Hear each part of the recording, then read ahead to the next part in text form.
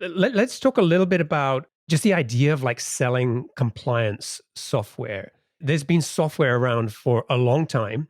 And as we talked about, it's not exactly, the most engaging experience for employees to go through. I can definitely see like the end user desperate for something better. Like ideally not having to do it, but if they have to do it, give me a less painful, like maybe even a pleasant experience when I use, kind of go through this training. From a buyer perspective, that's the person that you need to talk to. Maybe how much of the pain did they experience from this, and how easy or hard was it for you to convince them that they needed this software?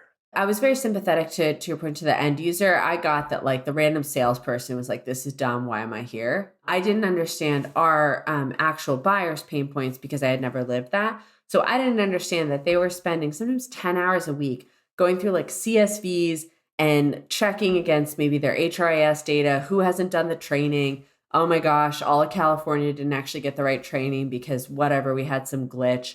And so it took me a while to learn like, oh, they have two pain points. One is that nobody likes to be the like fun police, the person who says to the entire company, you're going to do something you hate for 6 hours. But I needed to understand like why in particular is that painful. So like I think really great sales is about discovery. And so in talking to our customers and talking to prospects, I would understand things like, oh, you get support tickets because the software crashes. So the random engineer can't even do the training. They claim they've done the training, but you can't see that it was completed.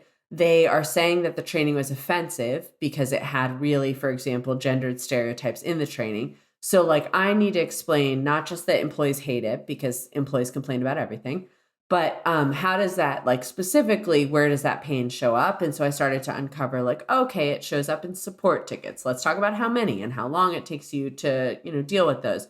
Or let's talk about risk associated with the fact that there are errors.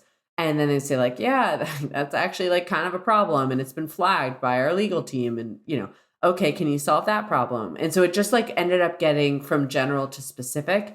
And then we could align the product with like the specific pain points and eventually show impact, not just the features.